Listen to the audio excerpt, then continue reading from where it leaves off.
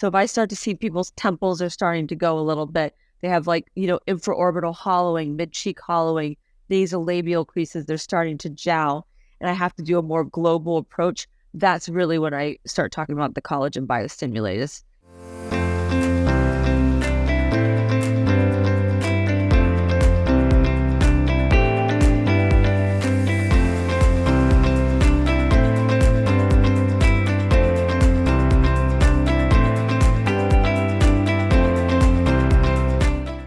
Hi, skin friend.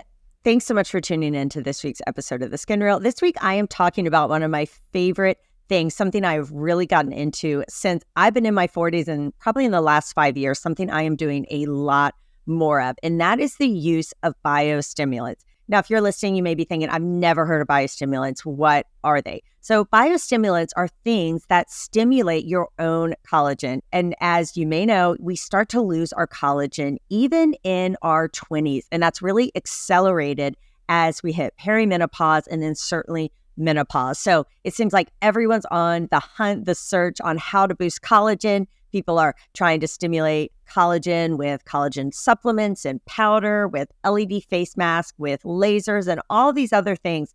But one great, amazing way to stimulate your own collagen is with an actual biostimulant, things like Sculptra and Radius. So I am joined by Dr. Sapna Palep today to discuss all things biostimulants, and we are going to be discussing these products. And I just want everyone to know this is unsponsored. We are not paid by these companies to talk about them. I pay for the product myself. I use it on my patients, and I actually have used it on myself and love the results. So just know this is totally unsponsored talk about things like Sculptra and Radius. Now, Dr. Palep, she is an amazing board-certified dermatologist. She started Spring Street Dermatology in 2010 in Manhattan, and they have a couple locations. And she has really set herself apart as one of New York's leading dermatologists, helping people achieve clear, healthy skin with safe, effective, and highly individualized treatment plans. And I love how she takes a very natural approach to aging and with her sort of aesthetic look, which is something I'm all about. I am definitely not an overdone girly. I want to look as natural as possible, but that doesn't mean I don't use enhancements and cosmetic things to my advantage. But again, it's all about balance and harmony. I still want to look like myself. And if you are sort of sick of that overdone look that we have seen with this overdone use of fillers in the world, you are definitely going to check out this episode all about biostimulants and how it can really give you a very, very natural result while boosting your collagen and giving you volumization, which we do lose as we age. Be sure to check it out. Let's dive in. Dr. Palep, I'm so glad you're here. We are both huge fans of biostimulants, so I'm so glad you're going to help share with our listeners what they are and why they're so amazing. Now, I introduced you briefly, but I'd love to hear in your own words who you are, where you practice, and what you do. We're talking about my favorite topic today. I'm Dr. Sapna Palep, founder and medical director of Spring Street Dermatology here in Manhattan. We have 2 locations. I have one in Soho on Spring Street and one uptown on 4 West 58th Street. We are a group of about 14 providers. We provide all services, dermatologic, medical, surgical, cosmetic. I also serve as a clinical professor at Mount Sinai Department of Dermatology. I've been doing that for the last 15 years, where I get to participate in resident education. So a lot going on, a lot of fun. That's amazing. You're wearing so many different hats, and you're living my husband's dream of living in Manhattan. So it is an addiction. I'm going to say I'm going on 24 years now, and I never thought I'd be here this long, but here I am. A lot of people who are listening might be like, what are biostimulants? Now, I think most people are familiar with fillers. So can you just talk a little bit about what are fillers, and then what are biostimulants? Are they the same thing? I'd love to hear your thoughts. Yep, this is one of the biggest things I educate people on a daily, because, when you watch commercials on TV or anything that you read, people lump stimulators and fillers together. And I have to correct people all the time. I'm like, nope, not filler, collagen biostimulator. So fillers are basically hyaluronic acid, and hyaluronic acid is a natural compound of our skin anyways, but it's found in smaller percentages. And it usually comes soft, gel-like. We infuse it with lidocaine, so it's very comfortable afterwards when you inject it. So basically, fillers are really good. I feel like when you're younger and you have certain areas that you want to restore volume, very specific areas, or you want to create symmetry in someone's face, or you want to enhance like facial contours. I think fillers are great for that. They last anywhere from 6 months. You have some that can last up to 2 years. And a lot of factors go into it. Do you exercise a lot, break down the fillers faster? There are things that can cause fillers to break down faster. Sun exposure. There are a lot of things, environmental, that can cause that degradation to go quicker. But this is what everybody knows about. I mean, we can say fillers, hyaluronic acid fillers that people are probably familiar with are things like Juvederm, Restylane, products like that. Those are hyaluronic acid fillers. Yep. Voluma, Restylane has many different types. Silk, Contour. Yep. And then collagen biostimulators are different. So the two that are probably the most popular, maybe well known by the average person or not the average person, or doctors at least, are polyl-lactic acid, which is Sculptra, and calcium hydroxyl apatite, which is Radiesse. Those are probably the two most popular collagen biostimulators that we use to inject. And what collagen biostimulators do is they actually are injected, they're diluted in water and lidocaine often, and we inject it back into the face to stimulate collagen production. So the major difference that's hard that I have to explain to people, fillers is almost an immediate gratification, which gets a little bit better over 1 to 2 weeks as it settles in and assimilates with your natural tissue. On the other hand, collagen biostimulators requires more patience. I call it playing the long game. Yes, that's exactly what I say. Sometimes when people come in, they want, I want bigger cheeks. And I have to tell them, well, ultimately, I think biostimulants are your best bet, but it takes time. I mean, it takes months to really see that result. So yeah, that's an important distinction, that you do get that immediate gratification with the hyaluronic acid fillers that you don't with biostimulants. Right.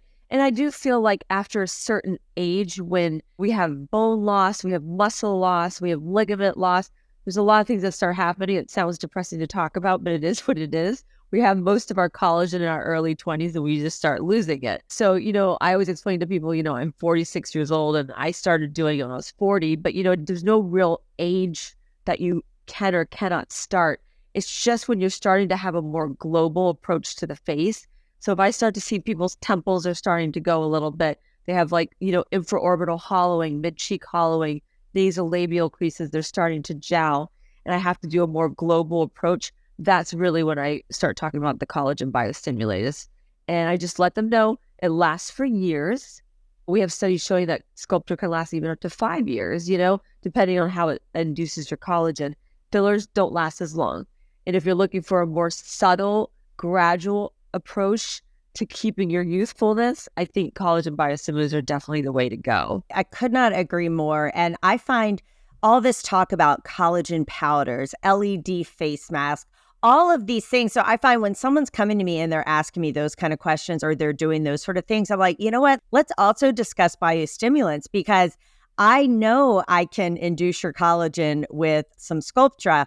The collagen powder in my coffee, I'm not really sure I'm seeing those results, but I know for a fact when I'm using Sculptra, it's working. And I almost think using it, if you're starting to think about those things, then you might be a good candidate to consider Sculptra. And if you start early enough, you can really just do one vial, maybe once a year, maybe every few years, especially if you're also doing other things to keep your body healthy, exercising, sunscreen, all of that stuff's going to help with prevent collagen degradation using a retinoid. But yeah, I think sometimes it's better to start it even before you've noticed all that global volume loss, because then you're having to play catch up a little bit too. And as we know, we see the improvement in the skin also, which is not necessarily what you get with fillers.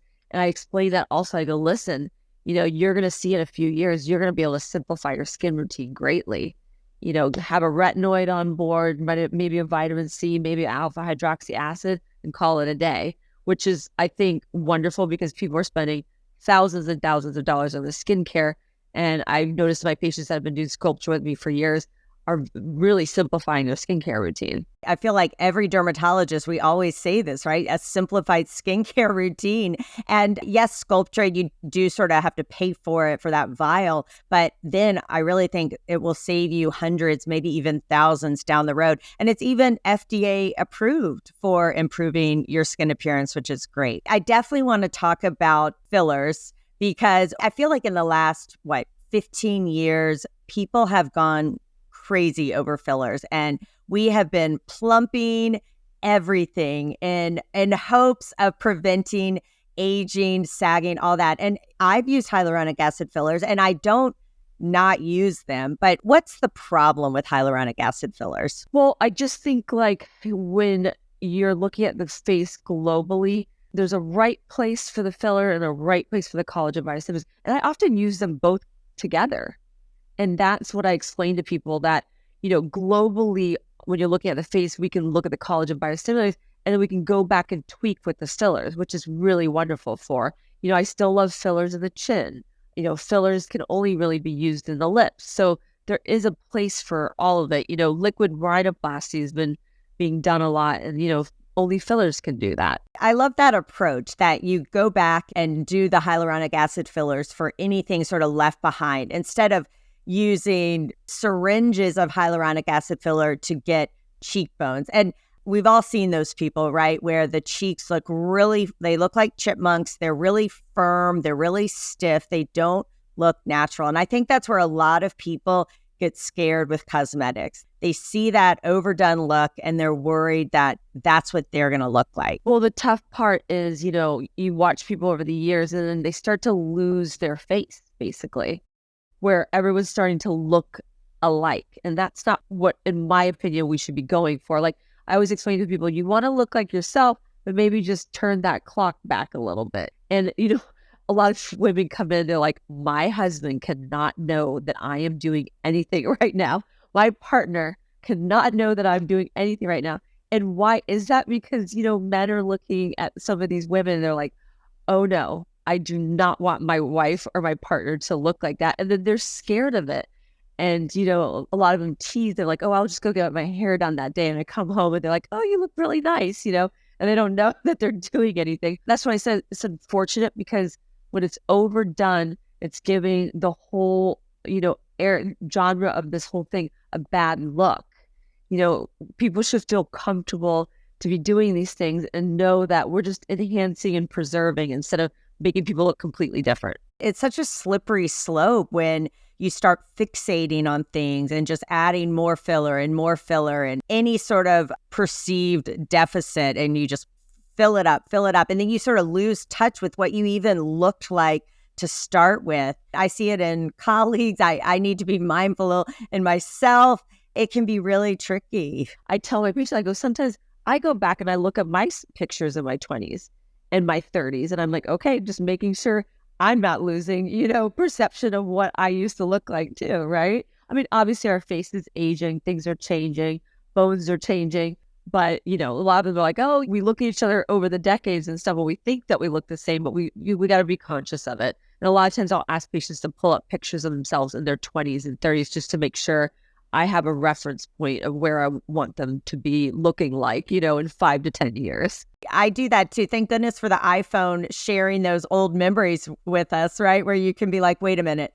This is what I looked like. And not that we're trying to, or we can promise that we're going to take you back to that, right? We just want to have that reference point like, okay, you never had cheeks up to here. So why at 45, 50 do you want that? Right. Exactly. And yeah, I still use hyaluronic acid fillers, but I use it for things like maybe under the eyes, tear troughs, lips. I still will use it for temples if there's significant volume loss to kind of get things going. But can you tell us or sort of walk us through an appointment getting biostimulants? What does that look like? I always look at the temples when I have a patient come in, and that's kind of where, if they're young and it's just like a little mid-facial loss that's starting to happen, which is like kind of the first sign of our age. I call it the Bermuda Triangle of our face because it's literally the first thing that kind of goes, and people come in, even in their late 20s, early 30s, they're like, hey, I see this starting to happen on me, these jowls, and they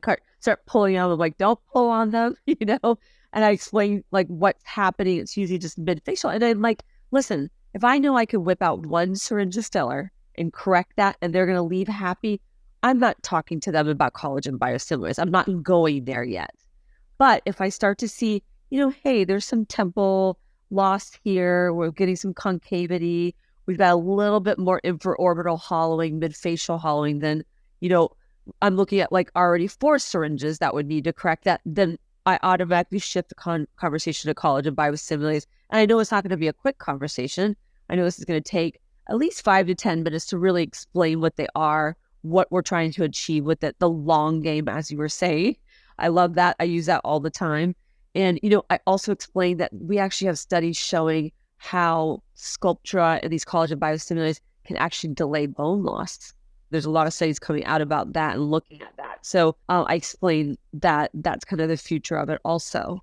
Sometimes people have this unrealistic expectation about what one syringe of filler can do. One syringe of filler is not a lot. I think it's like a quarter of a teaspoon or something super small. And then you're splitting it on half of your face, right? So you're getting even less. If you can fix it with one syringe, great. But if we're talking 3, 4 syringes, that's really expensive and they're not going to get the results they really want. So yeah, that's a great transition point to then discuss biostimulants. The conversation I often bring up too is like, listen, I don't want to break anyone's bank here. And I get it. We all have budgets. And so I explain to them also, I go, unfortunately, a lot of times people don't hear about collagen biostimulants because in the long run, you really do end up saving money, right? Because with the fillers, you have to come in really every 6 months or at least every year for a tune-up because of how fast it's being broken down. And if people are breaking down quicker, you've got marathon runners, people that work out a lot, and they just can't hold the filler, And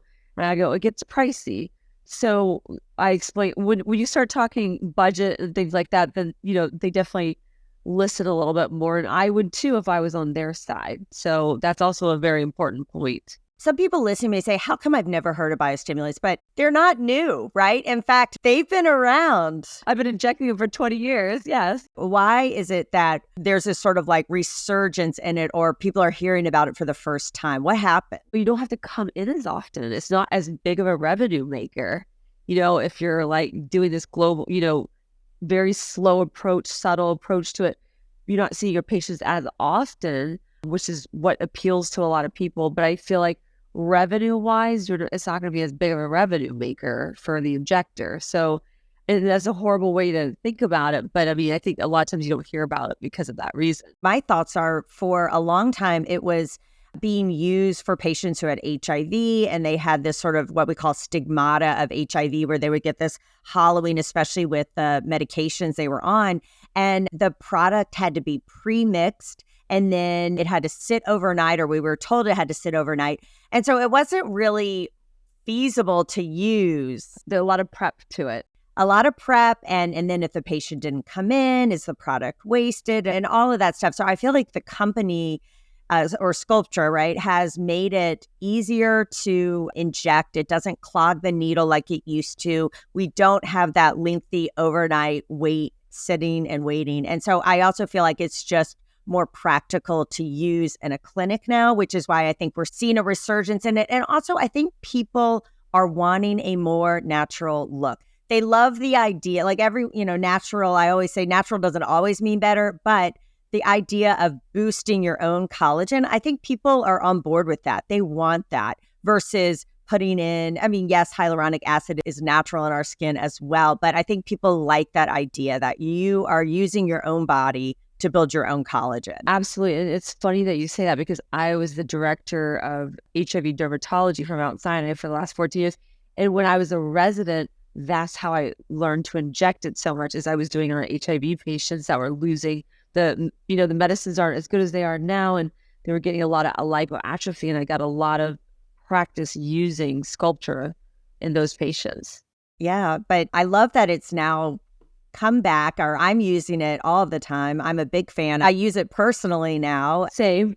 I've used 2 vials so far and I really, really can see a difference. And it's one of those things I'll probably do when my birthday comes around, check in, look back at some pictures in my 20s and 30s, make sure I still look normal and, do a vial as needed. But I think most people know what happens when you come in for a filler appointment and there's a little needle and it gets injected.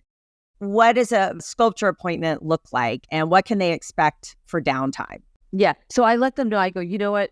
It could be a few more injection points than we're used to with filler, because depending on what technique that you're using, and everybody uses a different technique. Some do fanning, some do bolus stuff, temples. I usually say it's very simple, one injection point. When I prep people for the appointment, I say, listen, no alcohol the night before, maybe 2 nights before, because we want to prevent bruising. I have them take arnica. A lot of people don't know about arnica. It's like a great natural trick that they can get homeopathic to prevent bruising.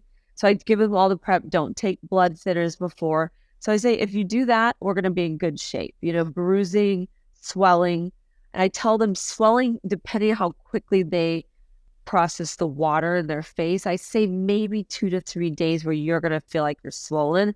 But usually in 2 to 3 days, everything's settled in. I explain to them what we're diluting the Sculptra with is mostly water and a little bit of lidocaine for comfort. I'll tell people, hey, you're going to be swollen, you're going to be puffy, but usually people like that. Exactly. But this is what I tell people. I said, you're going to walk out here and be like, ooh, I look good. I go, it's not yours yet. I go, your body's going to absorb it. And I go, and then by the time I see you for your second session, we're already starting to see the collagen production from the first. And everybody, when you explain it to people, 99.9% of them are like on board and okay with it. And they love the idea now of subtle, gradual approach. And everyone's in for the long game, which has been really nice. I actually find sometimes you can get less bruising because I use a cannula.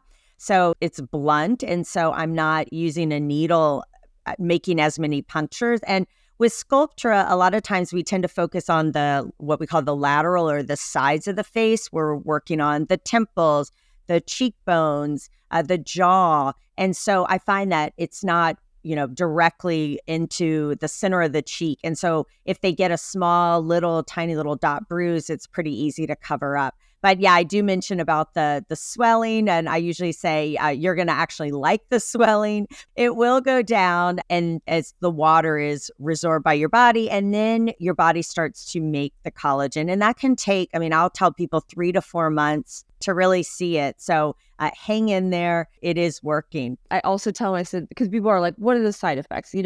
And I said, listen, besides bruising and swelling, I go, nodules can happen. And I said, that's your only take-home homework. I go 5, 5, 5. 5 days, 5 minutes a day, 5 times a day. Massage the areas of the face that we injected. I said, you'll be fine. I was going to ask if you do the massage. So yeah, there is a little bit of homework for people to massage the areas that are swollen or where we injected. Yes, exactly. Rule of 5s, 5 times a day for 5 minutes for 5 days. Yeah, and especially in men that don't have as much fat in their face and cushion, I tell them it's very, very important for men, especially, to be massaging. How much Sculptra do you use at a time? How do you know? I even have doctors in my practice that will do 2 vials at a time. I don't do 2 vials at a time. I just do 1. That's my approach, and it's worked out great for me. That's not to say that has to be done for everybody. I know that my patients, if I did 2 vials, the swelling might be a little too much for them in their face, So I take the approach of 1 vial at a time. And I found that that's worked out great, and I can really control the progress and the progression of their face. I'll sometimes do 3. You do? Yeah. Yeah. See, everybody's different in the way they approach it. And it depends on how much volume loss you have. Yes, exactly. If you have younger patients, you're not needing to do 3. Exactly. But yeah, even 1, you will see. That's how I've done my own, right? I'll do 1. I give it about 4 to 6 months, and then I kind of reassess. Yeah, I do. So I do 1, and then 6 weeks later, I'll do another one. And then I'm waiting several months after that. So I pretty much have done 2 vials every 2 years for the last 6 years. Yeah, exactly. It real dependent. Like if you have not done fillers or have not, depending on where you are with your collagen loss, really makes a difference. What do you think about the rule of thumb? Sometimes I've heard you need about 1 vial per decade of life. Do you ever go by that? I also explain that. I go, if you go on the Sculptra website, you read some information, they'll say if you're in your 40s, you need 4 vials. And, I haven't found that in the 40s I've ever needed to. I have 3 vials for sure, but I've done it like 4 to 6 weeks apart, and it's been great. And I think it's really nice because the patient gets to see the progression too of that. And that kind of like really sinks them into it. They're like, okay, I see this and I believe this. And I think this has been a really great. I haven't had to do like, 50s and 60s. I'm also taking a multifaceted approach, right? We're doing lasers, or we're doing radiofrequency microneedling. We're doing fillers maybe a little bit in collagen biostimulators. So it really depends. I haven't found that I'm sticking to that, one vial per decade. I sometimes find that is helpful for people to know. If you're in your 60s, we're not just going to do one vial, right? I'm in my 40s and I've done two. I mean, for example, I have this guy who I did his fat pads through a radiofrequency probe, and we got rid of it. So it caused, like, you get rid of those fat pads and it really shows your midfacial. But I'm on his 8th vial. He's looking great, but he needed 8 vials. And so there's always going to be exceptions to the rule for sure. Absolutely. I should also mention, we're talking about Sculptra, but I know, at least for myself, this is not sponsored. I am not paid by Sculptra to talk about it. Same. It may seem like we're like, Sculptra sponsors and partners, but we're not. We're mentioning Sculptra so much just because it is so fabulous for what we call pan volume facial loss. But we can also talk about Radiesse. But before we jump to that, I'd love to know, are there areas off the face that you use biostimulants like Sculptra or Radiesse? I do a lot of Sculptra in the chest, actually. So a lot of women come in and they're like, when I sleep, the wrinkling is starting to happen, and I'm starting to see it when I sit up. And I find that it works so fabulous for that area. And I see an improvement even in like one vial. But usually that is where I will approach maybe 2 vials at a time when I'm doing it. And it's amazing. I see them back 68 weeks later, and they're like wowed by it. I'm wowed by it. So it's been really, really great there. I know a lot of people use it for non-surgical butt lifts. I explain to people, you need a lot of these vials to do it, to accomplish it. And, depending on what people are looking for, I'm either going to just send them directly to surgery or, to somebody that's really, really experienced in doing it a lot. I'm laughing because I have someone in my office who, she hasn't done any cosmetic procedures, which is kind of funny when you're in a dermatology office. Really, the only thing she wants is volume in her butt. And I just have to tell her, like, that's not my area of expertise, that it would take a lot of Sculptra to do it. And I also think she doesn't need it. She's got a great butt. But we just laugh about that because she's always saying, Dr. Mina, let me know when you start doing butt filler or biostimulants in the butt. What about neck and hands, right? Because those are areas that I see it on myself. I'm like, why didn't I put my retinoid on my neck sooner? There's a lot that I'm doing for neck. So I do it for neck, but I'm also using it with like maybe a soft wave or an Ulthera, also like radiofrequency microneedling. So like kind of a multifaceted approach to the neck. I don't think I've ever done just Sculptra on the neck, but definitely the hands is really, really nice in the hands for sure. Do you use Radiesse? Because that's another type, a little bit different, but also a biostimulant. Yes. So I will tell you, I used to use Radiesse a lot. I think the one thing that people are reading about is the fact that it can't break down. So I feel like I get a lot of questions on that. And so I'm definitely doing a lot less of it because people are like, I don't know how I feel about that. With the Sculptra, they're like, okay, it's just collagen, right? That's being stimulated and that will break down eventually. I think the comfort level is a little bit different with the two. And that's kind of determining where I go with it. I'm a big fan though, big fan. I feel like you have to dilute it a lot. Because, and even when I have diluted it, I was using it in someone's scar, which that's another area that you can use these products for scars. It left some firmness under the skin that was not really ideal. And we don't have anything to really dissolve it and break it down, which makes it less ideal. And that was hyper dilute, really, really thin. That's really the main deterrent towards it. You're being honest with your patients and what everything is. And I feel like that's where I end up not doing as much of it. I agree. And do you ever use, so we talked about volume loss, but do you ever use these products like Sculptra for maybe acne scars, stretch marks, or traumatic scars? Yes, absolutely. I do a lot of subcision with the Sculptra. And just to explain what subcision is, a lot of times in scars, acne scars, you have these fibrotic strands that form underneath the scars that cause that dimpling. And you can take the needle and cut through those strands and pop those up, and then also lay Sculptra in there. And it works really, really beautifully, especially when you're doing other things like radiofrequency microneedling or, any ablative lasers. I think it works all well together, a multifaceted approach to the scars, because as we all know, acne scars are very challenging. You sometimes will hit a wall with every modality that you use. So approaching it from many different directions is the best way to go. Yeah, absolutely. There's not like one size fits all. Just like you were saying with neck or hands, that you have to do other things too. And even with the face, right, you may need to do other things as well to fully even out your complexion and make sure you're just taking care of your body in general. Which oftentimes could be a little daunting for patients because, a lot of times they come in and they're hoping for a one fix all. And that's really, really tough. But the way I do it is I usually lay down a plan. And I said, listen, this doesn't have to happen. All have to happen tomorrow. And let's come up with the way that'll work with your budget and how we can approach it and get the biggest bang for your buck early on, where you feel like, okay, I'm seeing progress. I'm in it for the long game now, So I always want patients to see progress with everything that we do.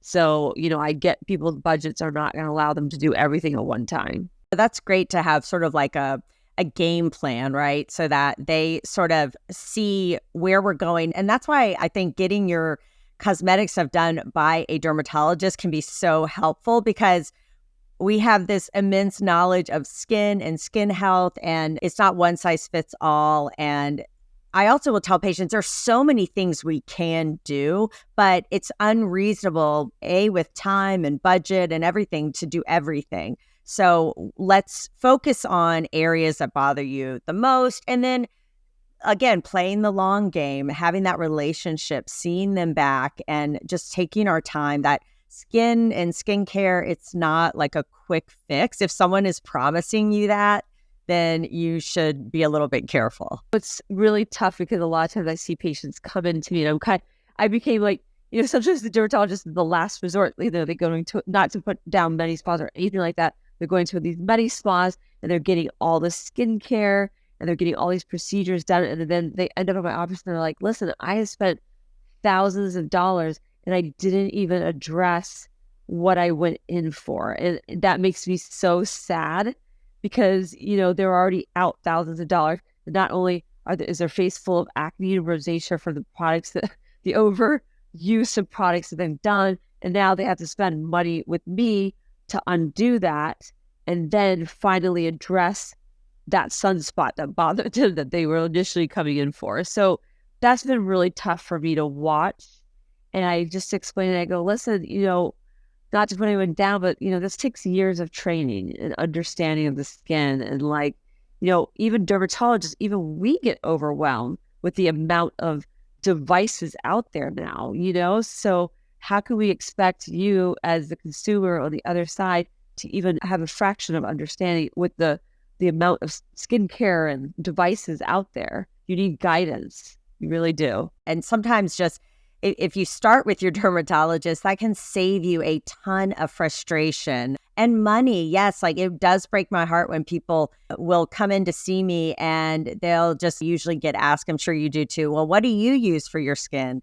And I tell them exactly. And it's really, really basic. Yeah, they're very unimpressed. Right. And then they'll say I just spent $300 or $500 on this fancy line and you're telling me to use CeraVe? Yeah, exactly. My approach is sort of keep your skincare. You want quality for sure, but that doesn't have to be expensive. And then save your money for doing some in-office procedures where we have data, where we have science to back it, like using a biostimulant once every year, once every couple of years, or laser or whatever, peels. And don't spend that on skincare products. I mean, that's my approach. And I explained to her, I go, you're just not going to achieve what you think you're going to achieve with that skincare. Unfortunately, I go, start thinking biggest bang for my buck. What am I going to use that dollar for to give me the most return on my face? What's bothering me. And I think, it takes time. And this also takes time to kind of shift people's mind because it is a multi-billion dollar industry out there, the skincare industry. And I mean, sometimes I have to make myself walk into Sephora just to be up to speed on all these products my patients are talking to me about. And, a lot of times I call it the Sephora syndrome. It's so terrible to say that, but they come in with their bag and they have 50 products. And I have to show them, I go, you have 20 products that all are doing the same thing, right? They have the same ingredient. And then they're like, oh my gosh, what? They're blown away. But it's just education. And I get it. Listen, I have a 13-year-old daughter and she only asked for Sephora gift cards, I'm like, listen, I go, you can spend it on makeup. I go, no skincare unless you have my approval. She's like, oh, Mom, you're so boring. I hear it. I've got tweens, so they're definitely starting to get interested in, they call it their beauty routine and looking after their skin. And yeah, we have to be careful. My 10-year-old was like, Mom, you have pores. Oh my gosh. Like he was horrified. I'm like, yeah, we all have pores. It's natural. It's normal. So we need to be careful. What's getting normalized is not always reality. It is normal to have pores. And I'm like, sweetheart, filters. Filters are being used everywhere. I have to show her, because, I have a 13 and 11-year-old and they're, going through the acne right now.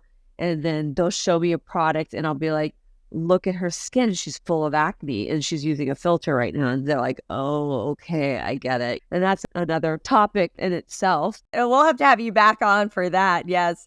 Well, I would love to know, just to kind of wrap things up, like how can you find someone who is good or reputable using biostimulants? Any advice on that? That's a great question. A lot of the websites will, post the providers that do a lot of business with them.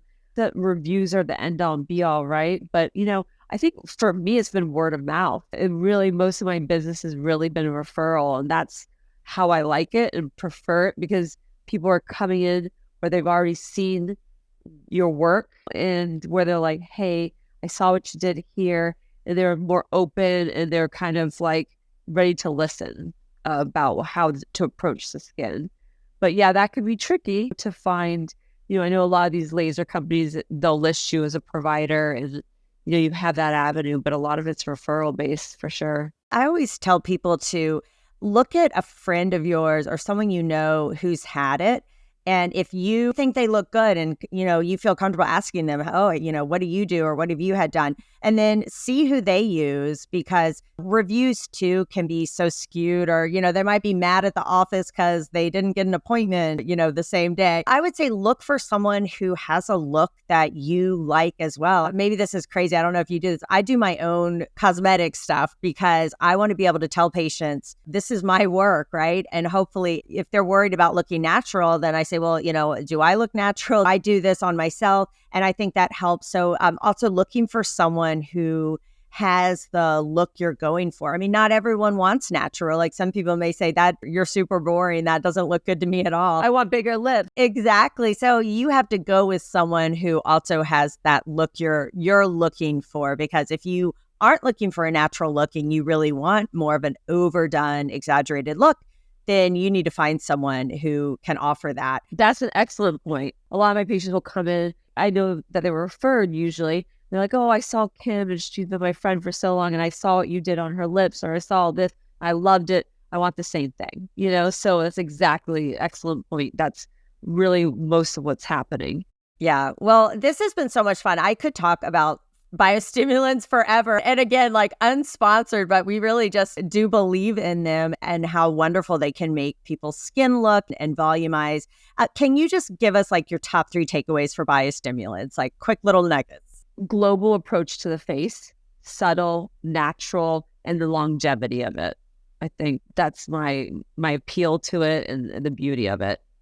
And then what it makes your skin look like and how you can reduce your skincare because of it. Yeah, I love that. All amazing. And I know people are going to want to follow you, find you. If they're in the New York area, they're going to want to come see you. Where can people find what you're doing and what you're up to?